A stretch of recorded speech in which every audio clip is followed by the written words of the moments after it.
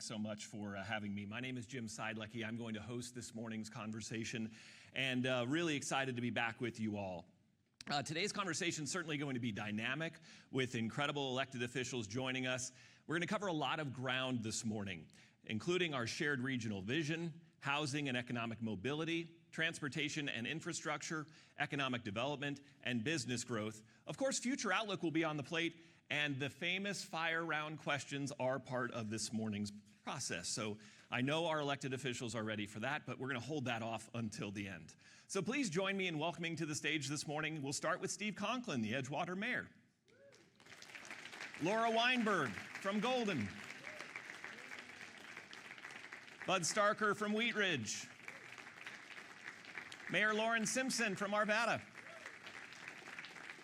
Wendy Strom, the Lakewood Mayor. Nancy McNally from Westminster is back with us. And Rachel Zenzinger, representing Jefferson County as a commissioner, is part of the panel this morning.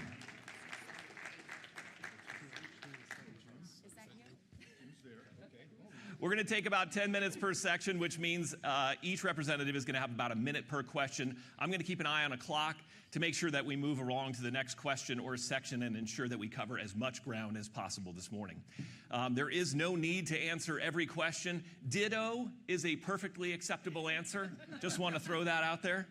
We're hoping this can be conversational, so you may hear me just follow up if something piques my curiosity that might also be a benefit to the audience today. So we're going to start with the shared regional vision, and I'm going to sit down at this point so I can see you all eye to eye. We're going to work from the far end of the table this way to start. So Rachel, will have you kick us off. So Commissioner Zenzinger, what is one significant achievement the community has celebrated in the past year that reflects progress towards a stronger Jefferson County community? Is this on? It is. All right. Well, good morning, everyone. It's a real pleasure to be included on the panel today. And what I wanted to focus on is that back in May, the county hosted a regional spring forum on homelessness. And this was really a timely opportunity for leaders from across the county to gather so that we can mobilize action towards addressing our homelessness issues from a regional perspective. And we had a facilitated forum that served as a platform in order to influence the policies that we all eventually ended up agreeing to and coming up with some funding decisions as a result of that. And during this summit, the leaders, many of whom, everybody who is represented here was a party to this forum.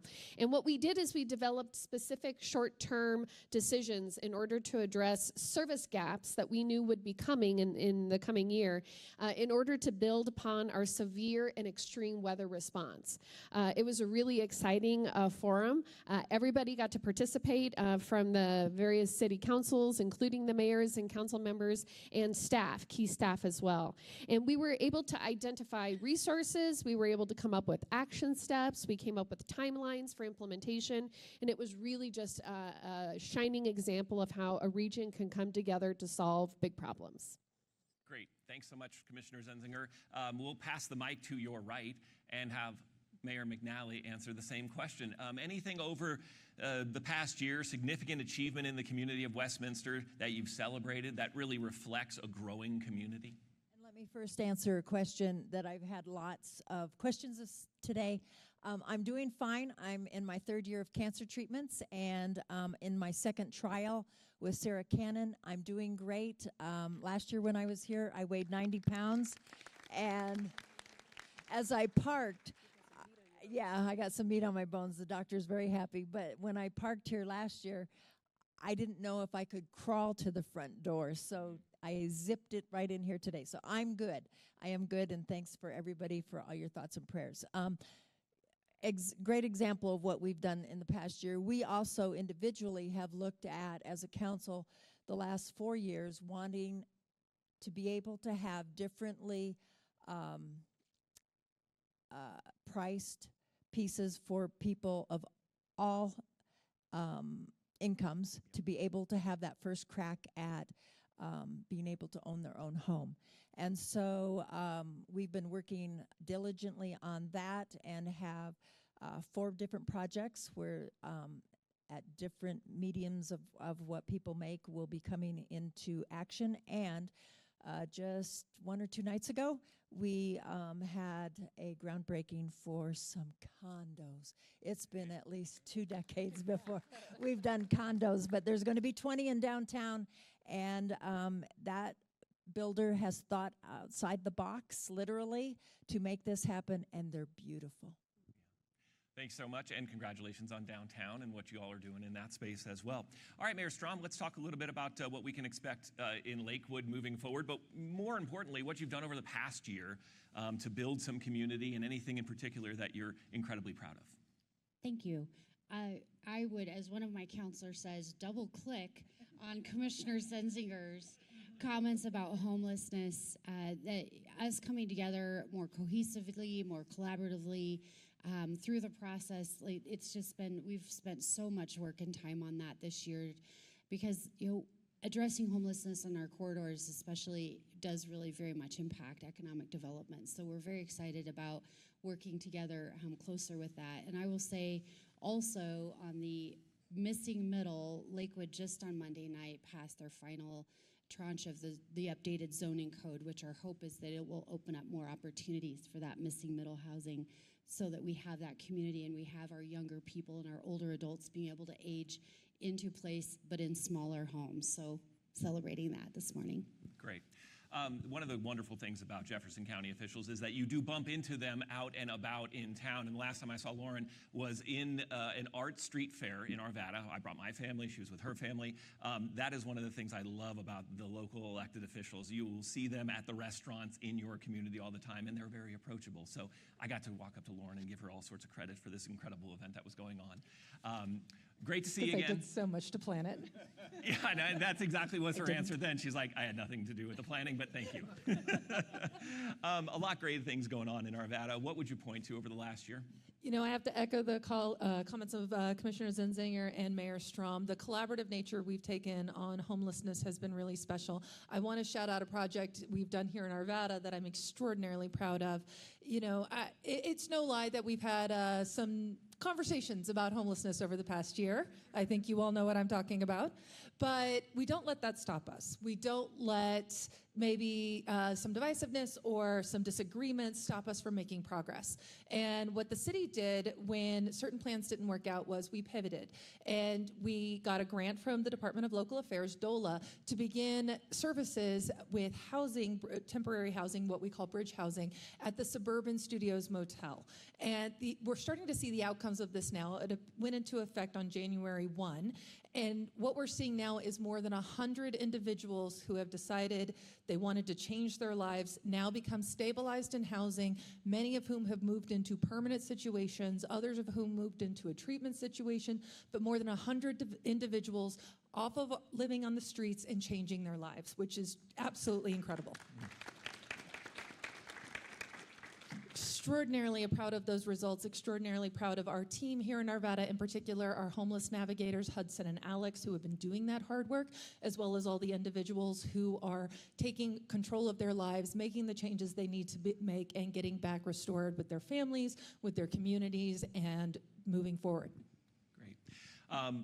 Thank you very much, Mayor Simpson. Let's talk to Mayor Starker about what's going on in Wheat Ridge. What is it that you're excited about right now?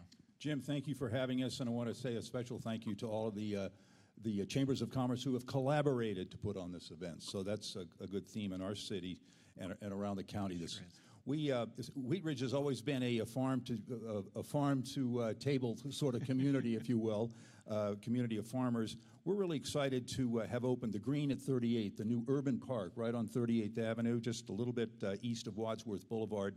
We took an underutilized parcel right next to a school that's there, and we've transformed it into a really urban gathering place. So we've got a stage for entertainment. We've got a grassy area. We've got a nice boulevard through the park for vendors to be able to set up and sell their wares and engage with our community. We've got a playground, we've got seating areas, and a lot of stuff, and that just energizing what we hope is a downtown feel for an urban walking community, walking bike community, has really energized private development along the corridor. And we're very excited that that folks are bringing their enthusiasm and their capital and their resources to help us make a dynamic downtown. So we're really excited about that. And if you build it, they will come, I take it. They'll listen. They came even before we had cut the ribbon. I'll tell you, as soon as they got the place structure ready, I can't imagine how many kids were there. So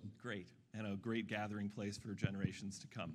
All right, let's talk a little bit about what's going on in Golden. Mayor Weinberg, what are you excited about? Thank you. And there's a lot to be excited about around housing and transportation, infrastructure, but we have future questions about that. So I'm going to highlight two things from this year that I think are worth knowing about if you're not familiar with what's going on in Golden. The first is our Lena Gulch Drainage Project. And we don't often talk drainage, but this is a flood mitigation effort that's going to protect not just Golden neighborhoods, but many, many downstream Jeffco communities. So it is a project that we are undertaking that is going to affect all of Jefferson County in that flood mitigation. And this is, we are now in the design phase after multiple years of trying to secure funding, federal funding, our Mile High Drainage District, as well as city funding to make this project a reality. It's a $30 million project, which the City of Golden cannot take on our own, so it's great to have partnership in getting that there. The second one is really excited after multiple years of planning. We did have our groundbreaking for our police and municipal building. This is going to be a very sustainable, secure building that is open for community use. It is anchoring the east end of Clear Creek, and so it will be the anchor for redevelopment opportunities for all of the land surrounding the new facility. So really excited to see that revitalization on the east end of Clear Creek. It also allows us to open up continued community conversations about reuse for the property that the current City Hall is on. It's been there since 1960, so we haven't thought about what to do there, but it will continue our conversation on the Heart of Golden effort, which is the Heart of Golden is the Clear Creek corridor as it runs through our downtown. So exciting things happening in those efforts, and the new building is supposed to open early 2027. That's great. That's great. And the absence of flooding is one of those great, right? You're never going to be able to point to it and say, look what we did, look what we avoided is a great thing, especially with some of the storms that we have seen recently. Thank you so much, Mayor Weinberg. Mayor Conklin, let's talk about Edgewater. What are you excited about? Thank you, and good morning, everybody. A year ago, I was talking about some of the streetscape things that we did and traffic calming and those things. The past year, we've spent much more time planning, getting ready for next steps. We have an ADA transition plan that we will be diving into and spending a lot of time on the ADA compliance and structure in the city. We are also excited that we, working with Denver and other municipalities, are going to have improvements on Sheridan, which is our eastern border, and very excited that CDOT and Denver have cooperated with us on that. So we don't have that going yet. It'll happen in 26, but again, this year we've been laying a lot of the planning. And then ditto just on the extreme weather planning for the county. Excellent work. Yeah, it really is. It all starts with a plan, someone once said, and it's good to hear that you guys are laying that foundation right now. I want to follow up and ask, I heard a couple references to the homelessness initiative that has been a regional approach. Anyone can jump in here. What have you worked collaboratively on to keep that sense of regionalism? Any particular projects that you're working on outside of the homelessness initiative between a couple of mayors, between a couple of cities, with the county? Anything that folks want to offer up in the way of collaboration? Well, I love it when 3 people reach for microphones rather than 0. So go ahead, Rachel. All right, so I guess the big thing that came out of that summit is that we literally penned an MOU with every single municipality in the county that laid out very specifically how we were going to fund our response, what the steps were to that response, who was responsible for what, all the way down to the nitty-gritty details about transportation, access. And as a result, the county actually just yesterday we set up and went through a dry run of some of those extreme weather shelters that we have available for the entire region, and we're going to set those up if needed, if temperatures are life-threatening, right there close to the RTD station at the county building. That would not have happened if everybody wasn't at the table willing to talk to one another, to bring up what are real concerns and problems, and be willing to stay at the table to get to a resolution for those issues. Nobody walked away frustrated. Nobody threw up their hands and said, oh, this is not possible. It was also a small step, but you have to start with small steps. And we think that we've now built a collaborative plan that we can build upon for future discussions on bigger questions. It's great. Anyone else have an example? Go ahead. Well, just to build on that, I want to talk about briefly about how it really is every voice at the table. We have a quarterly breakfast where all the municipalities and the counties get together. We talk about range of issues, everything under the sun. And it was Mayor Strom who called forward and said, you know, this is a great forum, but we don't have enough time to dig into the details. Can we pull together to talk about this in a substantive way? So I really want to give credit to the city of Lakewood and Mayor Strom in particular for bringing that forward. Thank you for that. She made it happen, you guys. Come on.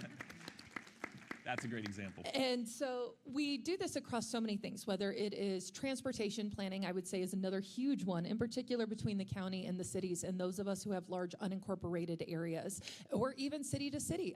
City of Arvada and city of Westminster have roads that we jointly maintain because the north side is in their city and the south side is in our city, 66th Parkway, 86th Parkway, for example. So there are all of these operational things that we do together in order to be able to serve all of you. And I don't think it's really seen in behind the scene or in the public all the time how much behind the scenes works goes into collaboration, signing of agreements, you did this, we'll do that, or how do we do this together. So I would say the other really big area is transportation and our roads as they kind of intersect with one another.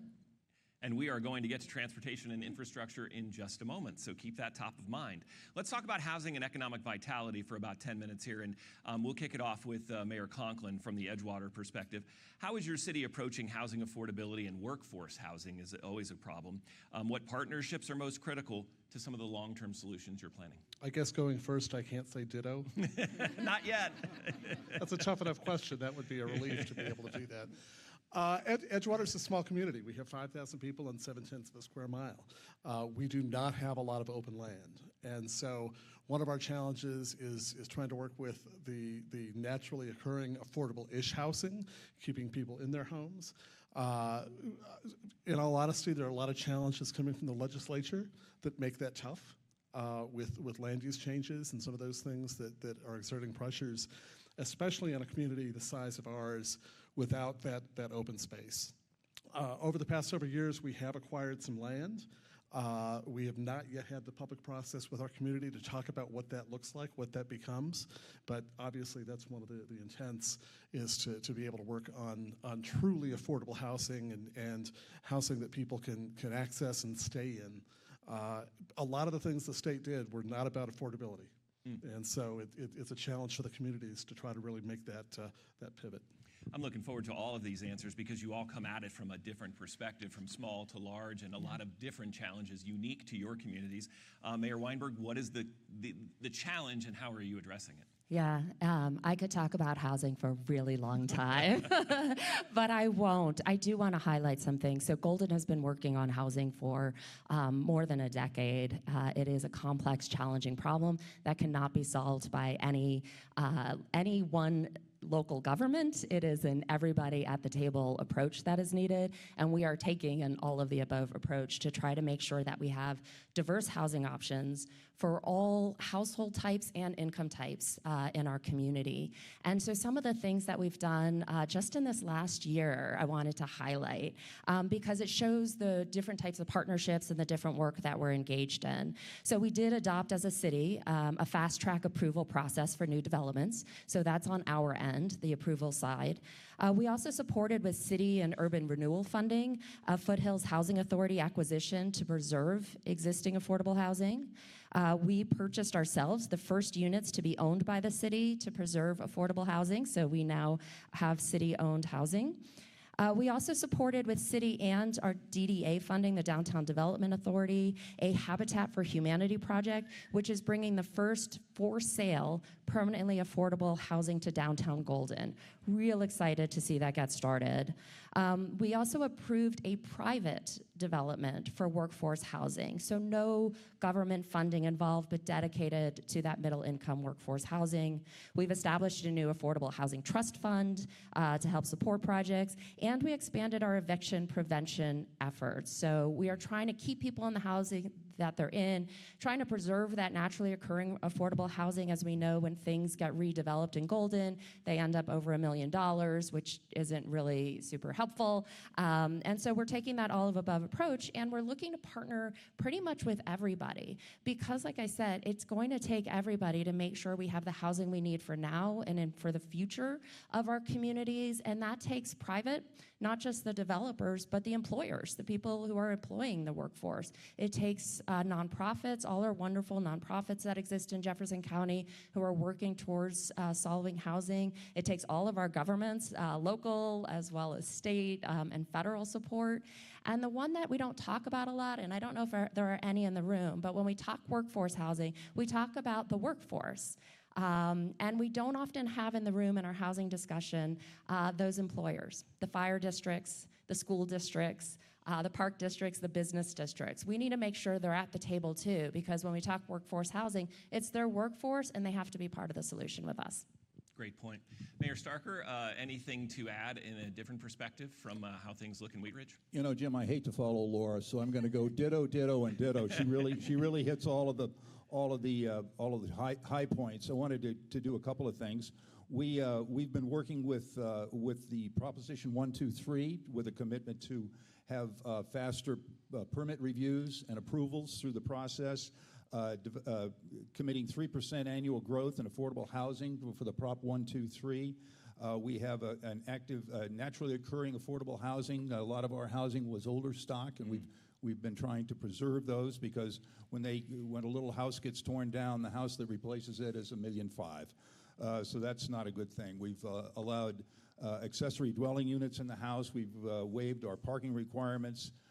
We also have a really active partnership with Foothills Regional Housing, the Jefferson County Housing Authority. They've done a number of great projects with us, and we give them our private activity bonds, and we really support them in their efforts. We've also, we take part of our short-term housing rental tax. We've put into an affordable housing fund so that we can continue to help sort of fund those things. So got a lot of things going on, but Laura hit a lot of the high points that we're doing too. Yeah, and that's always the challenge. Everyone wants to stand up a program, but how do you pay for the new program? That's great that you found a way to do that as well. Go ahead, Mayor Simpson. Thank you. So I'll say ditto to my colleagues. I really like that short-term rental tax. Mr. Wick, I know we're looking at short-term rentals. Let's look at this idea. That seems really clever. So with that, Arvada, I think, has been ahead of the housing curve a little bit for a while. We made a lot of zoning changes quite some time ago, in particular in light of transit-oriented development. So we hear a lot about, we've built all these apartments along Ralston Road. Well, yes, that is a transit corridor. It's housing that is appropriate for that higher density where people can take the train, the G line, where they can take the RTD buses, et cetera. So it's about housing that is compatible within the community and where it is compatible. And I'm very excited to say that Arvada, it takes a long time to get these projects off the ground. So we've been able to make a lot of success. You can see the results of that success. So I just want to call out two projects in particular that I'm very proud of. Just 2 weeks ago, we opened Marshall Street Landing, which is a permanent supportive housing project with the nonprofit Family Tree, which is going to serve residents 0 to 30% AMI. So that could be residents making up to about $40,000 a year or no money, including several beds reserved specifically for people transitioning out of homelessness to rebuild their lives. There are services on site to help them so that they're not just sort of thrown out on their own, and they're able to manage any conditions or underlying treatments that they might need. In In particular, just 3 blocks away from that is a project I sort of helped conceive when I was first elected to council 6 years ago. And I'm very, very excited about this project. That's Marshall Landing, or Marshall Point. The two names are always getting me confused. But nonetheless, this project's going to be 30 to 80% AMI with an 80% target mix of single working mothers with children in the home. So this is absolutely incredible. These are the kinds of projects that we get really passionate about because they serve Arvadans who are a big part of this community, who deserve to be a part of this community, and they serve them in a way that they can feel welcome and they can afford to stay here and build their lives. So I'm very excited about those two projects. They're just great examples of the work we've been doing for a long time, finally coming to life and be able to be seen. We have market rate, we have affordable, and now I really want some condos. That's next. All right, Mayor Simpson, thanks so much. Mayor Strom, let's talk a little bit about how it looks in your community and any unique approaches that you're taking. Yeah, thank you. It is incredibly housing, and housing is something that I think oftentimes someone running for these offices does not realize exactly how important it is.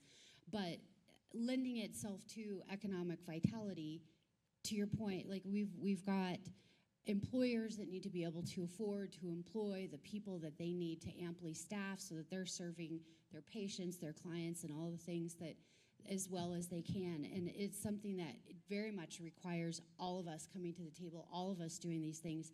But I mentioned the zoning code earlier. Yes, that was a big part of it, but it's so many little tiny things all around it, and it's really putting it together. Our Housing Policy Commission right now is working through, or has been working through, an inclusionary zoning policy, which what that means is that if you've got an apartment building that's being built, that's so many units, a certain amount is required to be dedicated towards affordable housing, like federally defined affordable housing, different limits.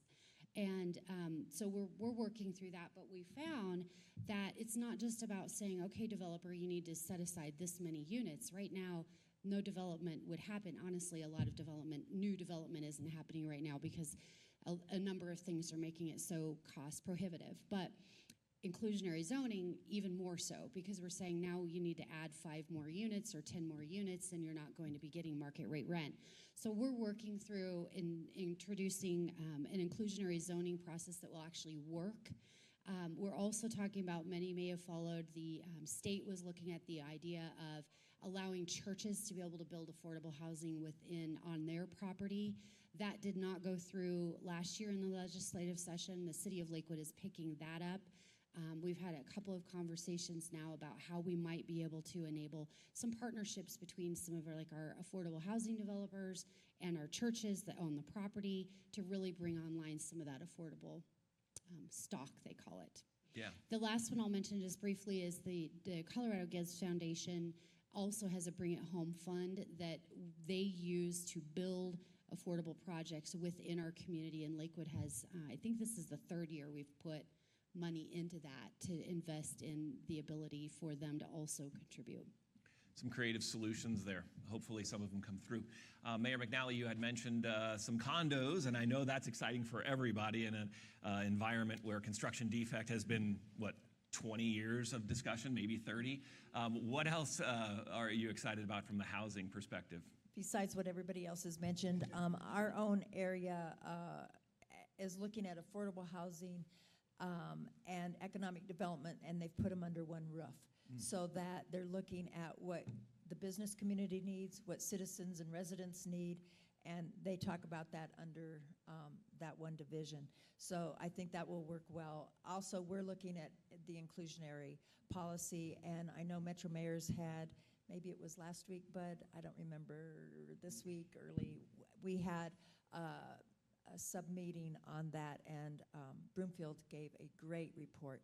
And it helps to listen to those things when you're thinking about it, and I've already put staff to contact her because it looks great, and they started implementing, and then this didn't go quite right, and then you fix this, and this didn't go quite right. So it's just helpful to be able to talk to each other and know what's working, what isn't working, learn from each other, and not start from scratch 0 all the time. The other piece we're trying to look for is supporting with new programs residents in getting into their own home ownership. Great. So how can the county support all of these initiatives, Commissioner Zenzinger? For sure. So the question that I received before we came here was, how is your city approaching housing affordability? And I think my answer is actually embedded in that question, which is traditionally the county doesn't get involved in this kind of thing, but we are now. So we are very proud that the county has approved and adopted our very first ever 15-year strategic housing plan. And that's significant. It kind of demonstrates how affordable housing has really risen to the top issue and concern even for county governments. We've traditionally approached this situation using our housing authority. You heard a couple of mentions of our Foothills Housing Authority. And we do have tools that we can provide to our municipalities that only the county can provide. We have tax credit programs, and we have private activity bonds, and we have a number of things that we can offer and bring to the table that will enable these types of projects to happen because inevitably there are just little small gaps. We have to put together these projects with lots of different creative solutions, and it's always figuring out how to cover the gap. And I think that that's where the county can really step in and be a partner with many of our municipalities. But it goes beyond that. It also has to do with good planning, making sure that we have a unified land use code, which we are working on. We're actually rounding the corner on finalizing and updating all of our zoning requirements based on that plan, that vision, making sure that when we put together our comprehensive plan for the county, that we are incorporating and including the feedback of all of our municipalities within the region so that it informs that plan, so that it's an active plan.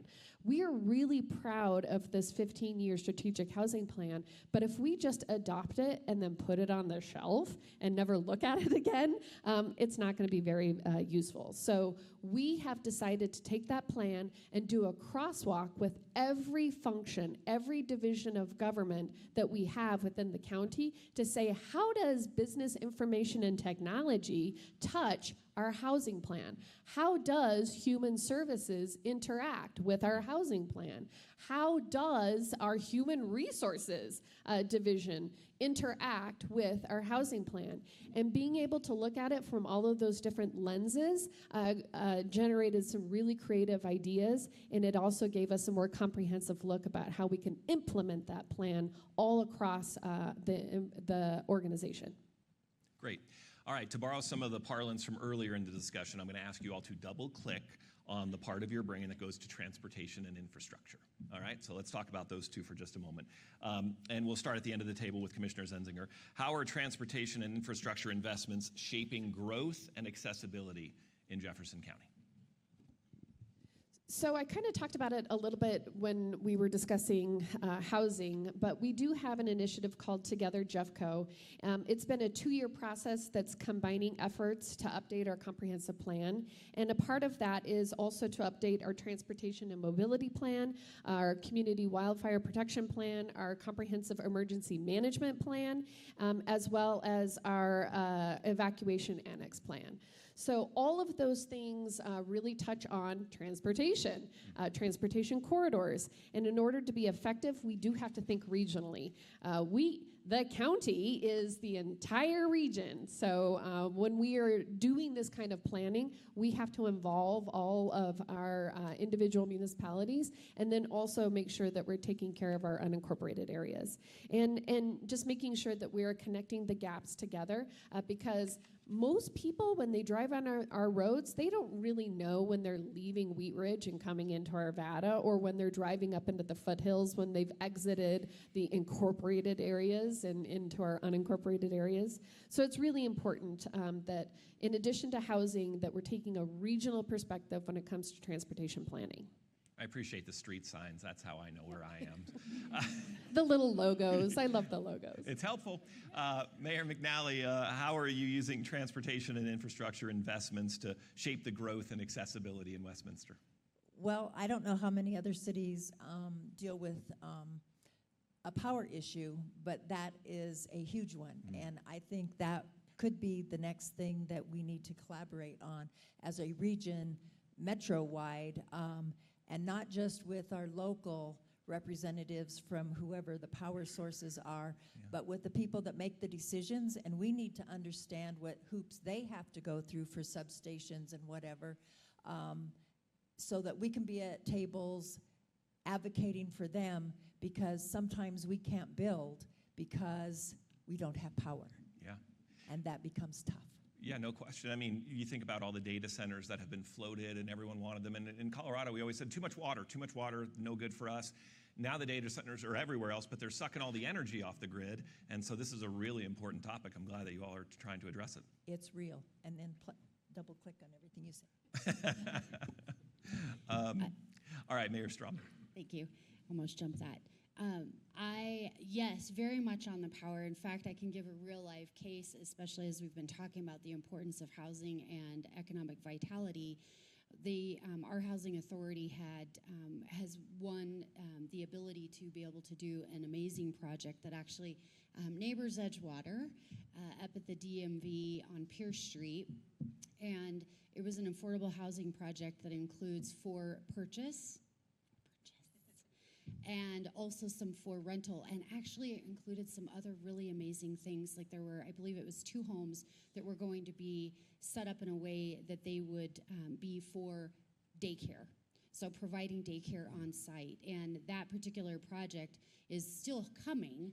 However, Xcel Energy has said they will not be able to provide power until 2029. So not a great thing for us, as all the municipalities are working so hard to try to get more attainable options on the market, so that we've got the people, has space for our young people and our older adults. So there's that. We definitely need to do power. The other thing, we in Lakewood we've got 2 gigantic projects in place up along Colfax, and it's already been mentioned, drainage. We have the North Dry Gulch project that was the flooding that occurs around Colfax is definitely prohibitive to some of our businesses. And this project that we have going on right now in conjunction with Mile High Flood District, and have received, I guess the federal funds came for the safety project in the same area, but that will help hopefully open it up so that we now, if anyone's driven down, especially the Lakewood side of Colfax, there's a lot of fences right now. There's a lot of property that's not, that maybe needs to be redeveloped. It's been developed on before, but so we've got that, and then also the transportation safety project. Getting our roads and streets safer and more accessible for all users has been a big priority of the City Council for the last probably 3 or 4 years. All right, Mayor Simpson, same question for you. Transportation and infrastructure, especially the investments that are shaping growth and accessibility. Absolutely, and I appreciate the conversation about power, about flood mitigation, because I think the point that ties all of this together is how does everything balance? How does it all flow together? And the infrastructure may not always just be a road and a sidewalk. It could be a different form of infrastructure that enables that road and sidewalk. Transportation is a very large word. We have to remember that this includes everything from airports and airplanes all the way down to the little scooters and pedestrian access. So when we look at transportation, we have to look at all these different forms. It's a very complex subject. And these transportation systems, I appreciate the collaboration we have with all of our neighbors in the county on some of our more complex, as well as the state. Transportation can be inhibiting sometimes. We don't have the road infrastructure on the northwest side of the city. Indiana remains a persistent challenge with us. And so as long as we don't have a solution for how to flow traffic better, and Highway 93 Golden, we've talked about this many times, haven't we? And so if we don't have these solutions on how to flow our people better on our existing roads, that will inhibit development, that will inhibit commercial growth and industrial growth along our corridors. And so, and in particular, we have major projects coming. Right now, we have the Mountain Rail under consideration with the state in Northwest Arvada / unincorporated Jefferson County. I won't forget you, I promise. We have these projects coming that are proposed, but their success depends on people being able to access them quickly and safely, which right now I have a question on if that's truly possible without some improvements. So we need partnerships from the state. We need partnerships from the railroads, which are federally regulated, and more to be able to make these dreams realities. Then we look all the way down to the other end, our first and last mile connections. We want people to take our public transportation, the G line, the bus systems, going back to our density along those corridors, because people can live there without needing cars or high use of cars. And with that, how do we solve the first and last mile? How do we get people from their house or their apartment to the G line, particularly when the weather may not be friendly or whatnot? Arvada, we've piloted several multi-mobility projects, including scooters. We've had those for a while. You'll notice the bikes are new. We've just piloted the e-bikes here very recently. And what's very exciting is now we're working with our partners, namely Wheat Ridge, to be able to extend these programs so that our users can be able to cross boundary lines without noticing that, hey, wait a second, my scooter just stopped working. I guess I have to walk from here. We actually have a spot on Wadsworth where the scooters tend to collect, and we don't want that. So we want these seamless experiences so that these programs can be even more successful and get more cars off the road. All right, Mayor Starker, let's talk a little bit about the infrastructure, transportation investments that are shaping growth in Wheat Ridge. Jim, great topic. I wore my what I call my transportation tie today. It's a yellow school bus with kids going to school, and we're in about 2 hours. We're going to have our first ribbon cutting at the Wadsworth Boulevard to try to see the closing of that project come on. It's been a long project. Yes. $85 million project, 45,000 cars a day, 30,000 trees, shrubs, and amenities there for the public. But the most important thing is that it's a safe transit way. It'll take traffic from Lakewood through Wheat Ridge to Arvada. It's an interstate highway connection that's very important, for travel, but also for safety of our public. The other thing that we're working on, we've got roads and infrastructure going all over town. West 38th Avenue is going to be rebuilding. It's still part of the old farm to road network that doesn't have sidewalks, doesn't have drainage facilities. Very important to have drainage facilities. Really happy to be working with Golden on the Lena Gulch project, because we've got Lena Gulch coming through our community. So wastewater is a very important thing. We've had a serious discussion now to have a wastewater utility fee into our community, so that we can provide the funding that's necessary to be able to build what are really expensive projects. You can't imagine how much it costs to put roadways, put drainage in there, put electrical lighting, put bus service, and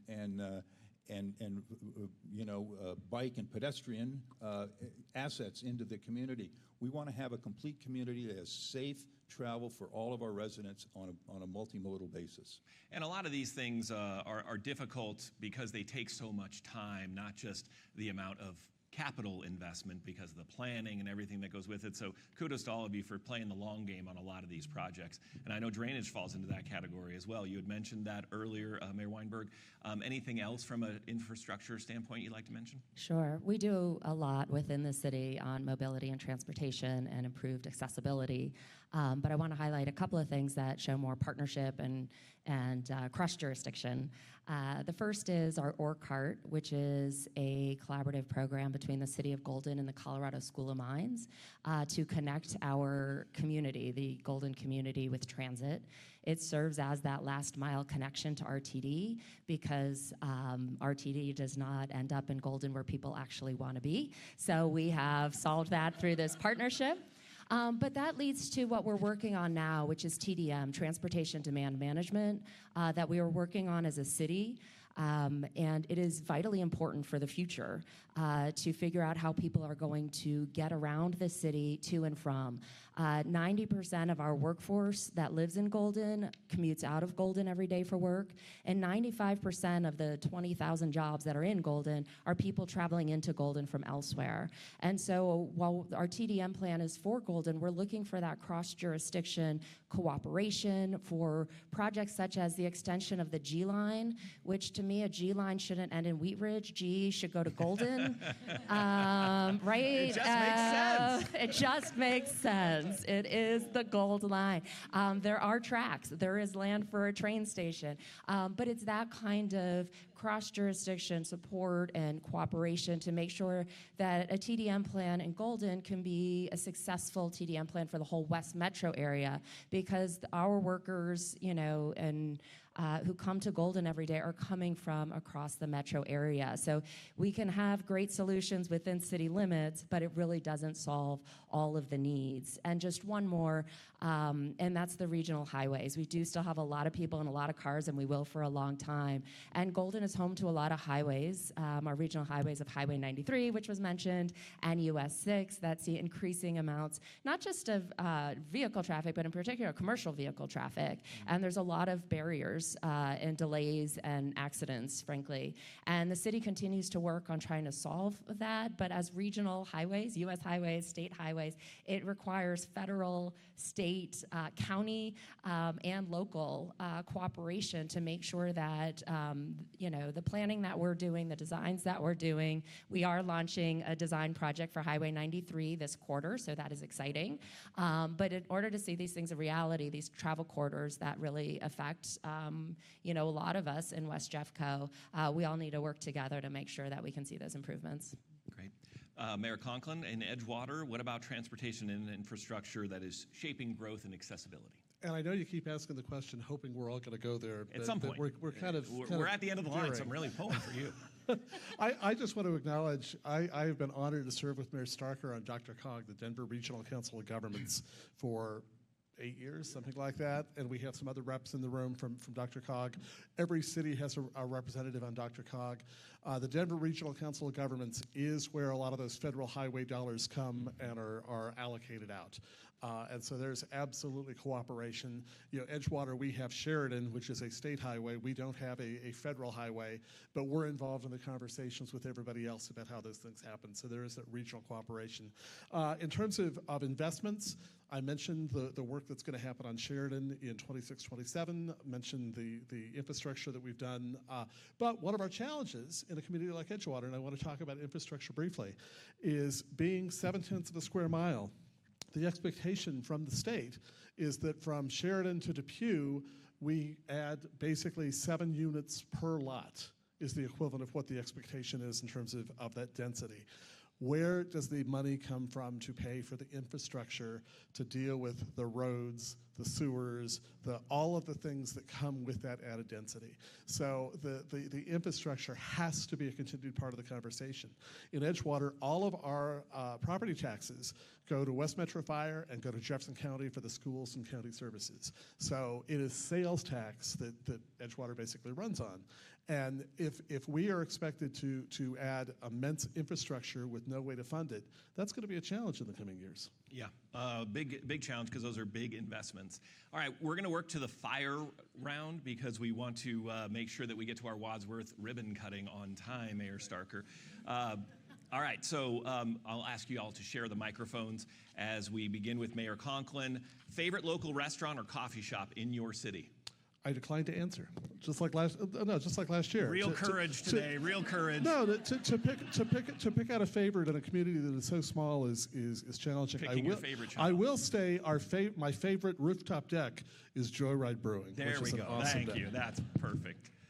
I do not think you can ask a mayor to pick a favorite. I really, it's not You possible. can give us a couple. It's not possible. I will also decline, although I will say I often will bring people, not just for the food, but for the views from the restaurant at Fossil Trace. If you've ever been up there, Sure. It is a gorgeous view of the Golden Valley. Yeah, nice golf course. Okay, since no one loves this question, Mayor Starker, what would be your walk-up song if you entered a city council to music? What jam would they play? I think we're going to go with Born to Run by Bruce Springsteen. Very good. And the biopic is coming out soon. Looking forward to that. Mayor Simpson? I was struggling with this one, but ultimately landed on Man, I Feel Like a Woman by Shania Twain, because I really want to walk up to the dais with Let's Go, Girls. We got a lot of girls up here today. It is a wonderful thing to see. Mayor Strom? So I'm going to say after Monday night's meeting, Pat Benatar, hit me with your best shot. They try and they try and they try. Mayor McNally? Oh Oh my. Anything Neil Diamond. I love him. All right, I've got two. Okay. One for the younger generation and one for the less young generation. So for the younger generation, Unstoppable by Sia. And then for everybody else, All Together Now by the Beatles. All right, we're going to ask you one more as we come down the line here, and that'll wrap us up for today. Commissioner Zenzinger, if you could instantly master any hobby or skill, what would that be? To speak multiple languages. Yeah, agree. That's a great one. Mayor McNally? The only skill I haven't learned in crafting is tatting because I'm left-handed. Okay. Mayor Strum? Keeping plants alive. When you figure that one out, let me know.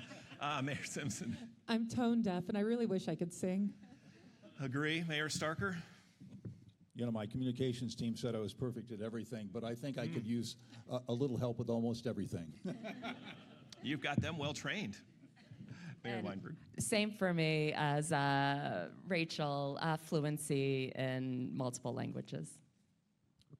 I am an avid record collector. I love music, and I have absolutely zero musical ability. So I would love to somehow have musical ability. Strum a guitar, play some drums. Wonderful conversation. Really do appreciate all of the perspective that we gained from each of you this morning. Excited for what's going on this morning in Wheat Ridge. Congratulations on what has been a stretch for you all.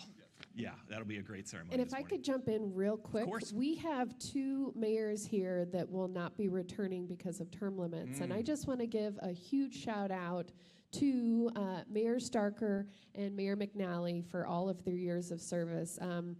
We have a really good group up here, and they are integral to that. So I just want to say thank you so much for all of your service.